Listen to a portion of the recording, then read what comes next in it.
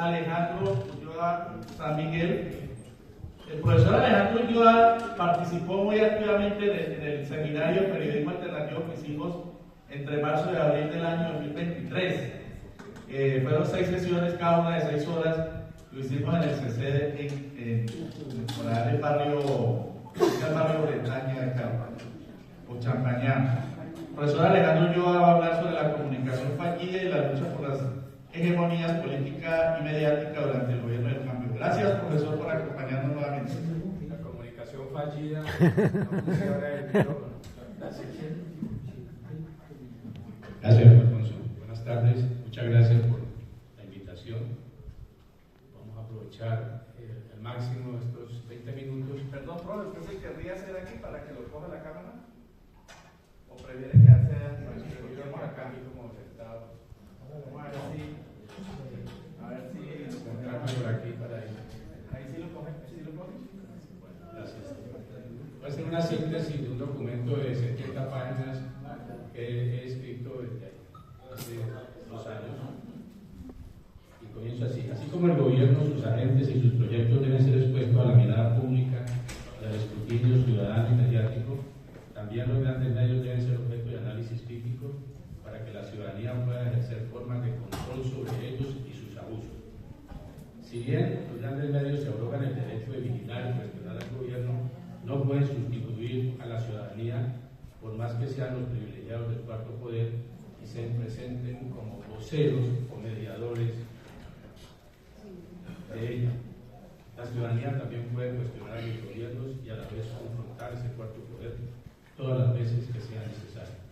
En ambos casos se requiere estar bien informado y suficientemente documentado con elementos de juicio para asumir esa tarea.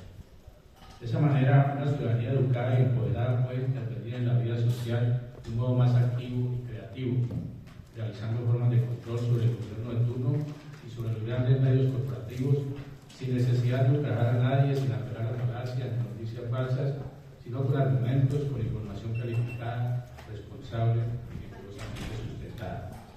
Ejercer ese control social es una forma de profundizar la democracia, pues la información es un capital indispensable, así como lo es la democracia informativa en la sociedad de hoy.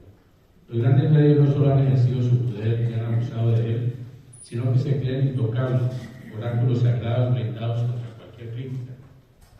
Pero hay que bajarlos de ese pedestal donde ellos mismos se han colocado y convertirlos en objeto del debate público, darles a entender que hay una ciudadanía consciente, capaz de interrogarlos y de pedirles cuentas por lo que dicen y lo que hacen, así sean empresas privadas, pero que por su alto impacto en sectores de la opinión juegan un papel preponderante en la construcción de lo público. Con su narrativa diaria crean una percepción sesgada del acontecer nacional e internacional y de ese modo retroalimenta la polarización entre los ciudadanos. Cabe preguntar si su rol es defender los intereses del gran capital y el establecimiento, como suelen hacerlo, o más bien mantener la independencia y la autonomía frente a estos poderes para ser más ecuánimes e informar con objetividad e imparcialidad como ellos pregonan. ¿Pueden esos medios contribuir a desarrollar una cultura de reconciliación y no de odio, de perdón y no de venganza, de paz y no de violencia? Recordemos que los periodistas de los medios hegemónicos, empezando por sus directores, hablan desde el lugar social de un poder político y económico que los respalda, mientras las audiencias no tienen acceso a ese poder en las mismas condiciones o carecen por completo de él.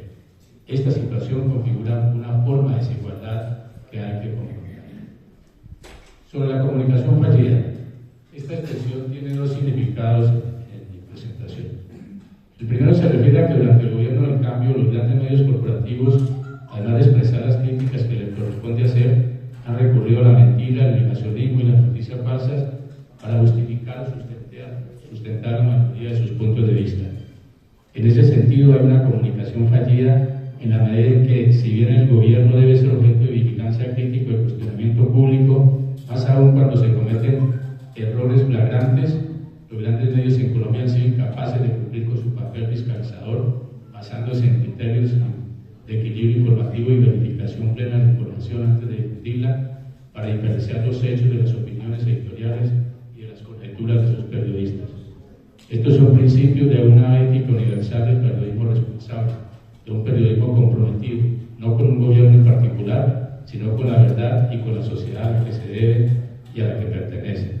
Con honrosas excepciones, los medios corporativos han irrespetado esos principios, apelando, como ya sabemos, al negacionismo y la mentira. Y la mentira no se refiere solo a decir lo contrario a la verdad, sino a impedir que la verdad sea conocida o revelar solo la parte que le conviene al establecimiento y los medios. Y en eso ellos han sido completamente eficaces. Pero también sabemos que desde los tiempos del nazismo esa operación fue bien afinada, sofisticada y muy efectiva. Lo ha hecho y ha continuado a lo largo del siglo XX hasta la actualidad.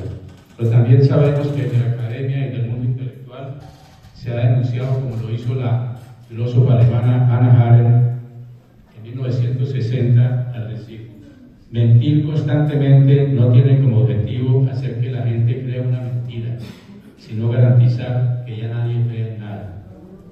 Un pueblo que ya no puede distinguir entre la verdad y la mentira, no puede distinguir entre el bien y el mal.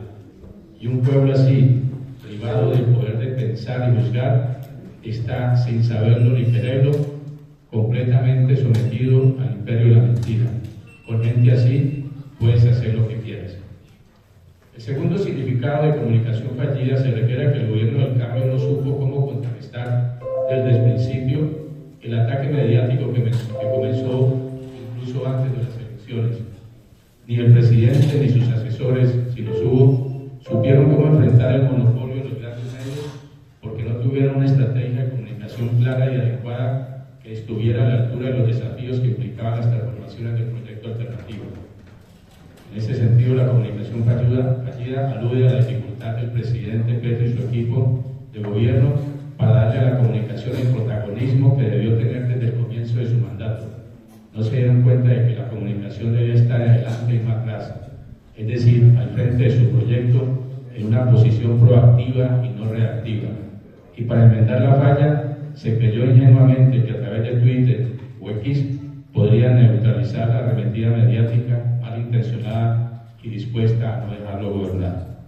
Ante la urgencia de responder y el impulso descontrolado por apagar el fuego, ha faltado la pausa necesaria para pensar con calma lo que debe aclararse o para corregirse autocríticamente cuando se ha equivocado. Y en esto hay muchos ejemplos. Pasando al otro lado, pregunto si están los medios corporativos y sus periodistas dispuestos a cuestionar sus propias prácticas. Por favor. Por favor. Disculpe que le interrumpa. A interrogarse por su procedimiento, sus opiniones prefabricadas, sus coberturas falaces, serán capaces de pensar más allá de los intereses que defienden y asumir este país como un proyecto colectivo de nación cuya mayor necesidad es la paz y en el que puedan ser un aliado de ella y no uno más entre los francotiradores que la hostigan. Están en condiciones de aportar a la comprensión de la complejidad de los conflictos sociales de Colombia, a entender sus causas estructurales, su historia, sus consecuencias en la vida cotidiana. Seguirán rehusándose obstinadamente a reconocer los avances del proyecto alternativo y los logros alcanzados a favor de los excluidos, o están fatalmente destinados a perpetuar la creación de narrativas que mezclan indiscriminadamente argumentos, datos y hechos reales con noticias falsas, negacionismo, suposiciones, opiniones infundadas, prejuicios y toda clase de falacias, solo por estar a favor de los privilegios de los que se benefician por parte de un orden injusto?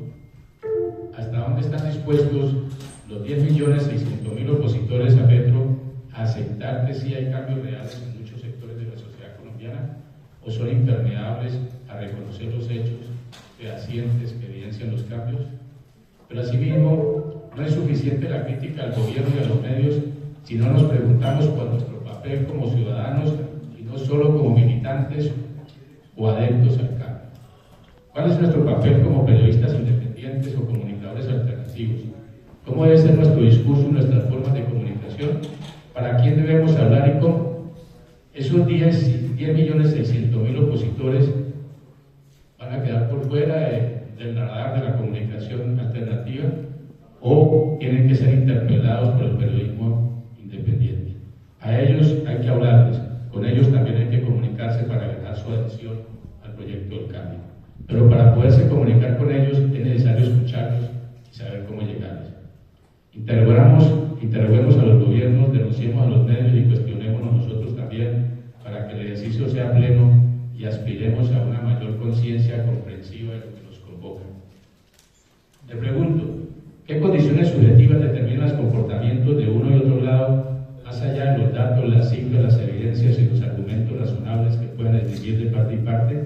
¿De qué están hechas las diversas subjetividades que estructuran hoy la sociedad colombiana?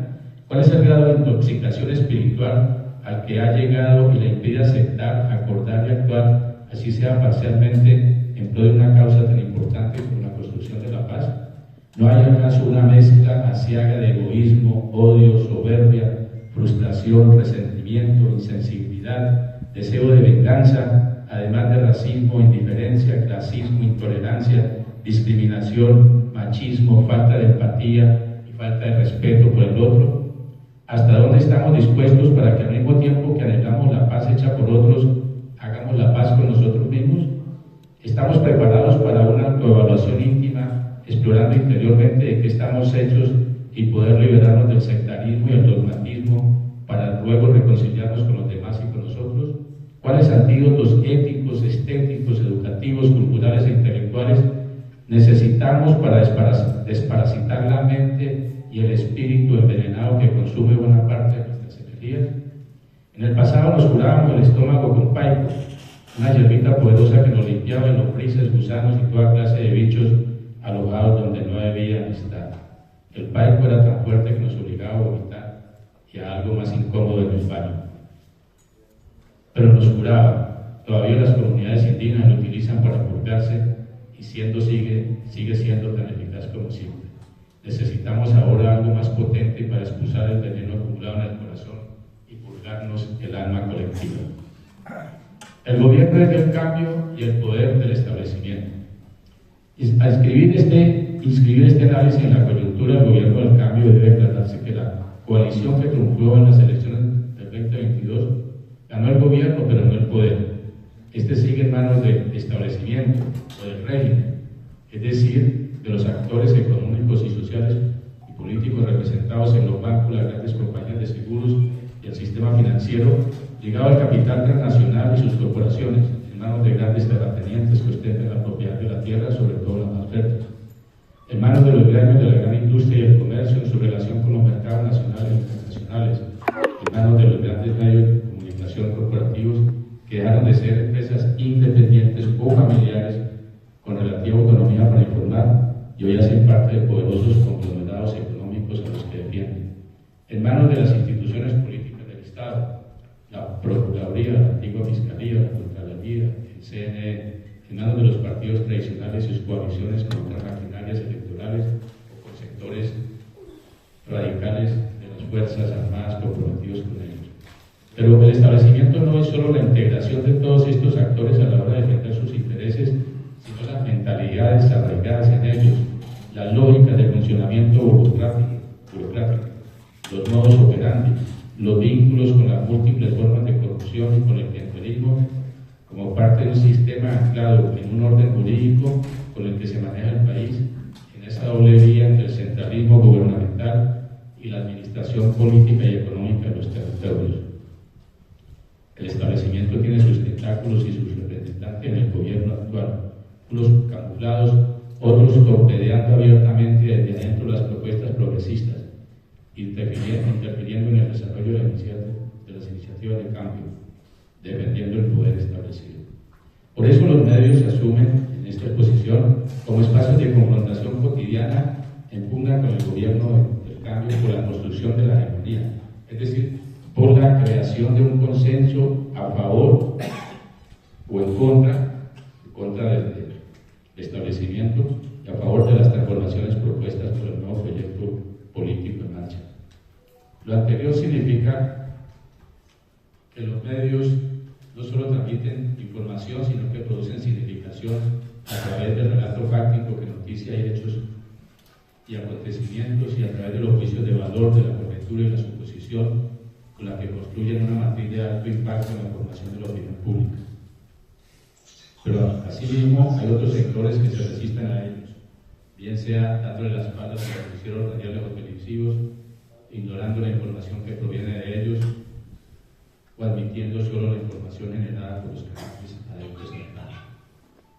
Esas relaciones de fuerza y de lucha expresadas mediáticamente por el poder y la construcción de la hegemonía deben contextualizarse, ser situadas en tiempos y espacios específicos, al igual que los sujetos, los significados que agencian y participan de esa forma. El concepto de hegemonía, conocen ustedes, fue desarrollado por el filósofo y líder italiano Antonio Gramsci hace 100 años, para quien la hegemonía era la construcción de un consenso, una forma de dominación a través del consenso en torno a ciertos significados y a ciertos discursos, y que esa hegemonía pues era parte de la lucha. Mi argumento es que en la sociedad contemporánea no puede haber una hegemonía política sin una hegemonía mediática que le acompañe al mismo tiempo y que en cierto modo le preceda. Eso no significa que la hegemonía mediática determine la hegemonía política, porque se trata de una relación dialéctica. Es decir, la hegemonía política tiene como cimiento la infraestructura económica basada en la propiedad privada de los medios de producción por unas clases sociales que al mismo tiempo son propietarias de los grandes medios de comunicación, los modernos aparatos ideológicos del régimen, a los que han subsumido en sus conglomerados industriales y financieros. Hay pues un circuito de interdependencias en el que la hegemonía mediática está al servicio de la hegemonía política y la retroalimenta, a la vez que la hegemonía política condiciona de diversas maneras a la hegemonía mediática, fijándole necesidades para la producción de información y de opinión. Esto, en otras palabras, lo que quiero decir es que sí, queremos que haya un proyecto alternativo de transformación social, debe estar acompañado sistemáticamente de una nueva hegemonía.